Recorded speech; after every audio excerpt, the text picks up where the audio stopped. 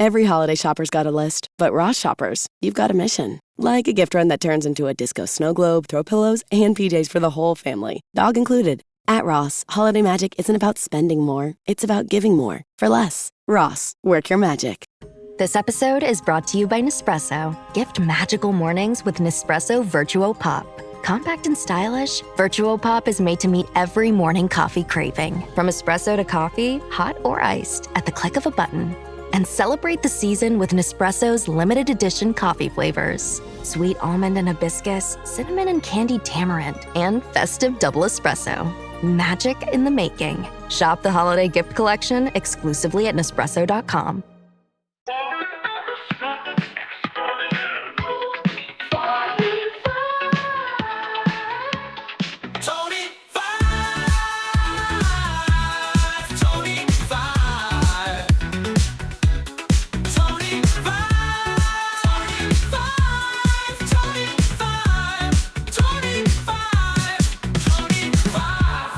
Welcome to The Last Show. I'm David Cooper.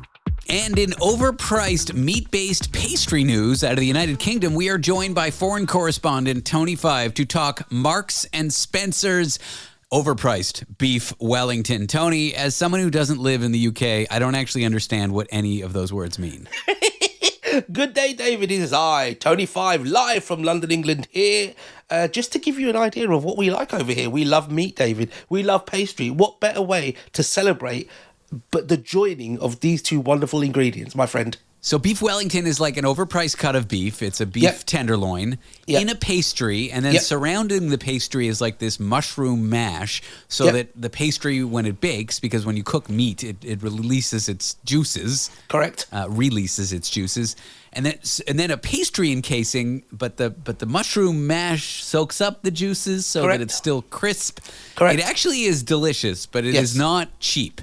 But it's certainly not like $250 for one that serves 6 people. And that's what is being sold in a department store in the UK? Correct. So M&S is Marks and Spencer's. It's a very, very old, very famous shop in the UK. It's there's many of them. A lot of them are closed down since COVID. Famous for women's wear. In fact, famous for bras for some reason. Apparently the best fitting bras for women. People come all over the world. Bras and beef. What other B words do they sell? Exactly. But they have this very expensive, exclusive food supermarket, food products, and they have these adverts that are so beautifully shot every year. If anybody gets a chance, if you go and Google like M&S food adverts, you'll see they're very famous.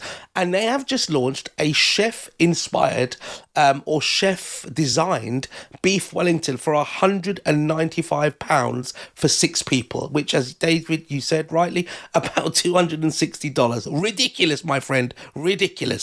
Have you tried a welly, as it's called in slang, a beef Wellington? It is a very British dish. You guys serve it, around Christmas or Thanksgiving or something? And look, a beef Wellington you can have any time of year. It's not like a traditional or a festive dish. Like the festive dishes in the UK are, like you said, the traditional turkey, chicken, beef, lamb, salmon. They've like 3 birds. Do you have that in the US or Canada? 3 bird roasts? We have turducken.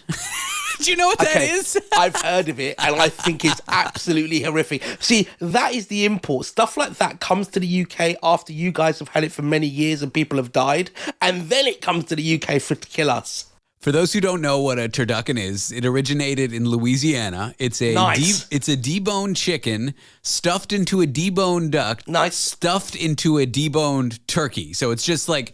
It's like the old lady who swallowed the fly, but you eat it, and it's a chicken inside of a duck inside of a turkey.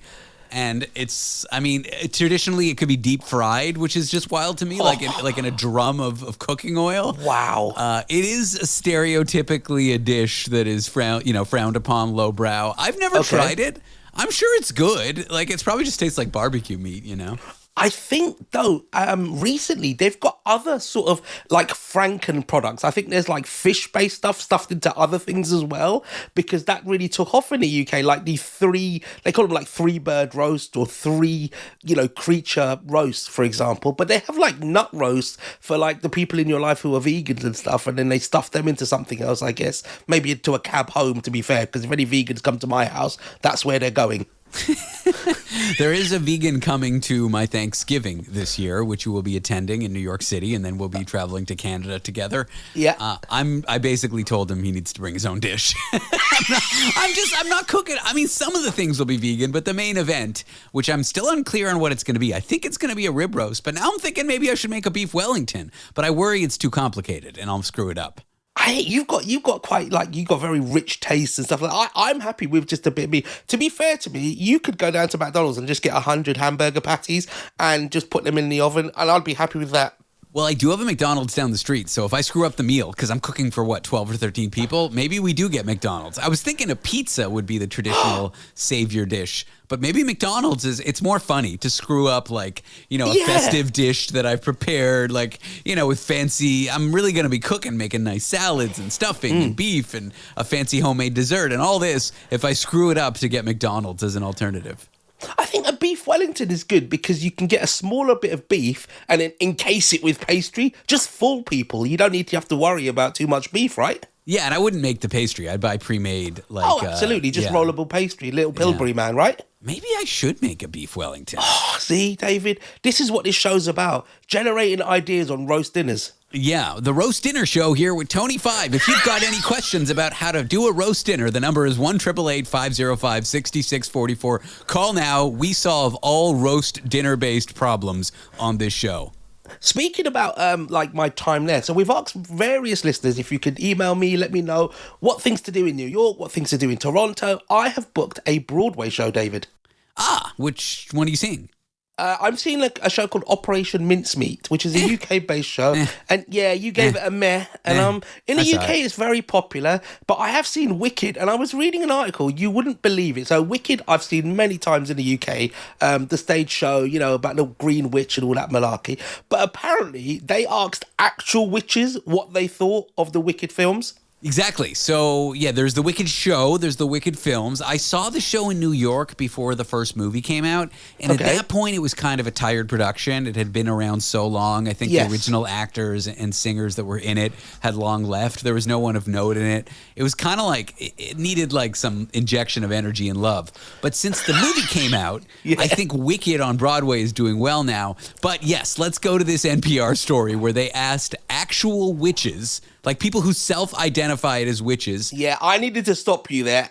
How can you self-identify? What does that mean? Do they have broomsticks? Do they cast spells? Do they have cauldrons? What is happening? Unclear, but I think there's a religion called Wiccanism or Wicca. Yeah, Wiccan, yeah. The first person they interviewed owned a mystic boutique and hosts a occult-themed block party called Witches Bewitchin'.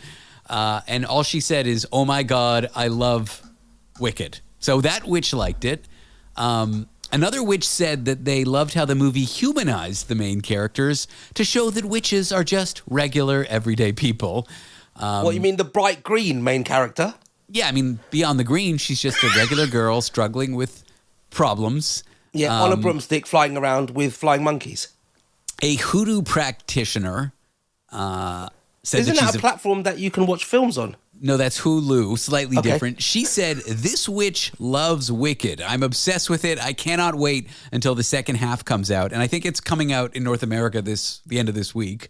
So I guess that witch will be happy. But I guess the short of it is NPR asked witches, real witches, whether they liked Wicked, and they all seem to.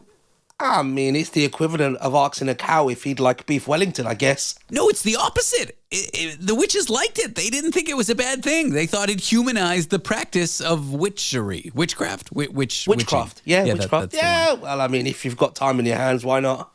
Well, that is all we have to cover. Tony 5, foreign correspondent who lives in London, England. Thank you for joining me, and I look forward to seeing you with some form of beef, not turkey, because I'm not a fan of turkey, for Thanksgiving. David, we'll never have beef together, ever. What do you mean? We're going to have it? As in arguments, beef. Yeah. I get. Oh, that's good. I like that. Thanks. I didn't catch that one. Tony 5, thank you. And Doug. Here we have the Limu Emu in its natural habitat, helping people customize their car insurance and save hundreds with Liberty Mutual. Fascinating. It's accompanied by his natural ally, Doug. Limu, is that guy with the binoculars watching us? Cut the camera. They see us. Only pay for what you need at LibertyMutual.com. Liberty, liberty, liberty, liberty. Savings vary. Underwritten by Liberty Mutual Insurance Company and affiliates. Excludes Massachusetts.